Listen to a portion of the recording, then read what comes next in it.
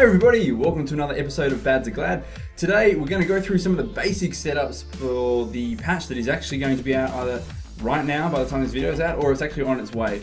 So it's pretty exciting and everyone really needs to get ready for the preparation, gear-wise, gems, macros, and a couple of little things, just the basics. So what I'm going to do is I'm going to pass you on to John right now. He's going to help you and go through a couple of macros and some of the basics just for this episode, and then I'll talk to you after. Anyway, go for it, John. Hey everyone, what's up? It's Jonathan, and I hope you guys are enjoying this video so far. Today's topics are going to be very light topics that are just basically preparation means to get ready for an arena season, and they're going to include a few simple things. The first topic that I certainly want to knock out is macros. There are a few macros that are very essential to shaman healing, and here they are. Number one is going to be wind shear macros. You want to make sure that you can shear Arena 1, 2, and 3, and if you're playing 5v5, you want to add 4 and 5, but those are hard to work into a key binding rotation, so for now let's just focus on 3. If you need to get used to these macros, what I would advise you to do is play some 2v2. That really helps you get into the groove. You don't never use your focus wind shear ever again unless you absolutely have to, or you're playing against a two melee DPS and 1 caster team, which would be the healer. Never use that ever again. Always use shear 1, 2, 3. And arena target 1 is the one on the top of your frames, arena target 2 is the one in the middle, and arena target 3 is the one at the bottom.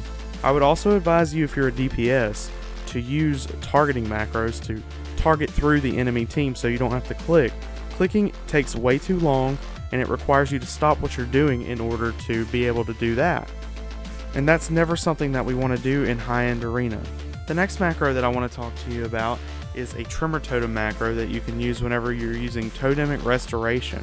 Now, this is the macro, and it looks complicated, but it's not. Basically what it does is whenever you're using not Call of the Elements, but Totemic Restoration, it drops the totem and then immediately picks it up, so it only has a 30-second cooldown. This can basically prevent you from getting priest feared if you stay away from the priest until your tremor comes back up. However, whenever you're not using the talent, which is Totemic Restoration, make sure that you don't use this macro because it's going to eat up your tremor totem every time you put it down immediately.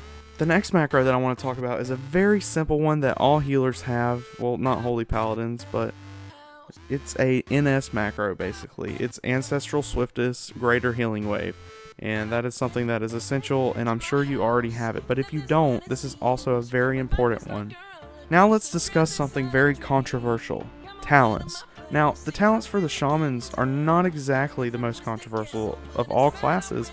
However, there are a few things that you want to pick up and a few things that you don't want to pick up. I'm just going to show you guys my 2 main talent trees that I like to go. I only like to change out a few of the talents in the middle. I don't really like to change out the end talents because Healing Tide and the level 90 talent are the best in the tier basically for healers, and these are basically my main specs, and I use these frequently. I'll use Windwalk for melee teams. I'll use Call of the Elements whenever I'm playing like KFC or Kitty Cleave or something that requires me to play very offensively and play quickly. I will use the other things whenever I'm playing like caster comps and stuff like that. I like to use the Root Totem sometimes, however I feel like the Freedom Totem is just so much better. So the only 2 talents that I really swap out now are Totemic Restoration and Call of the Elements. I never use Totemic Projection anymore. I really like this spell. I used to play with it all the time, and that's all I would use. I would use it religiously. But I started playing with Call of the Elements recently, and it's amazing. It allows you to reset your grounding, your Freedom Totem, your Earthbind Totem, your Healing Stream Totem. It allows you to reset all of these, and it's only a 3-minute cooldown, which is quite a decent cooldown, but I mean still, it's double freedom. That's the main thing that I like about it, and double healing stream. Moving right along, let's talk about gearing options for shamans.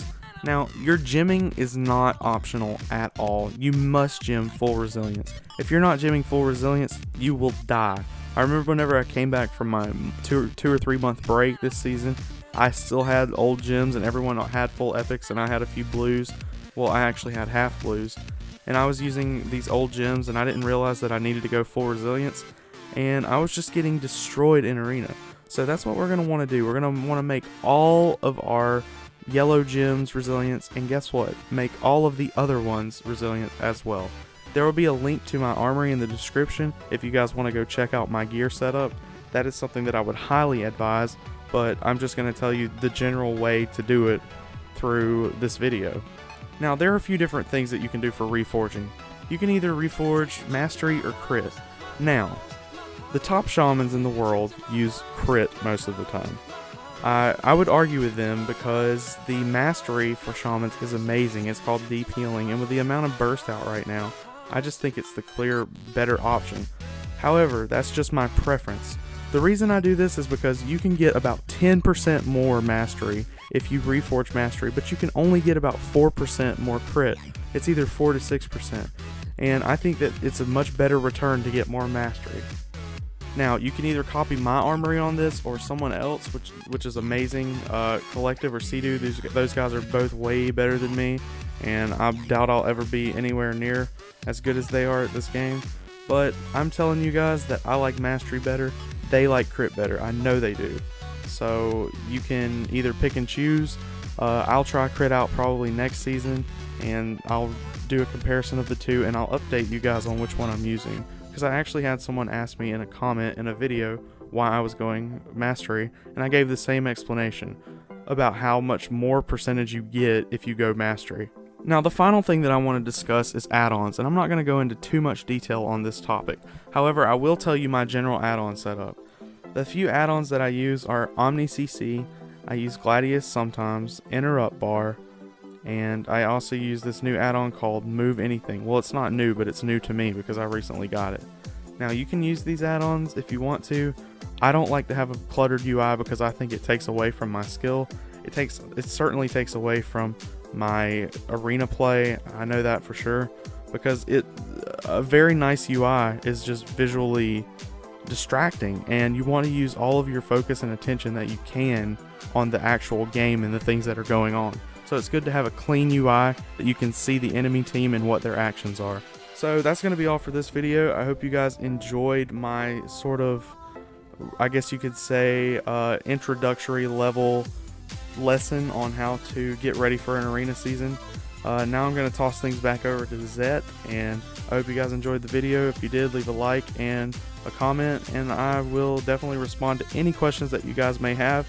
And thanks a lot for allowing me this opportunity, Zet. Thanks for that, John, and you're very welcome, man. I appreciate your help as well. Anyway, guys, so going forward, as I was saying before, the 5.2 patch is either here or it's about to be here with this video, depending on when it comes out. Now, that means you guys really need to go out there, get some groups together, get some mates, and go farm some honor so you can buy all your malevolent gear. I've actually got that. I said the word right for once. I can never say malevolent. I said it twice. Yeah, get that gear, guys, because it's all for honor, and it's really important that you have as much of that gear as soon as the season starts. Now, also go get your gold, do your dailies, get everything you can, and start doing those 5.2 dailies as well, because they really are there to help. Make sure you go through and do all those macros that John was saying, because I definitely am. I'm going to go practice and, you know, do some BGs, anything like that. Practice as much as I possibly can. Because it's going to be so exciting. I'm really pumped. I'm so excited. It's 5.2 is finally here, and this is going to be a really big season. So make sure, if you haven't already, subscribe to my channel and John's channel. And thanks for watching another episode of Bad to Glad. See you guys next time.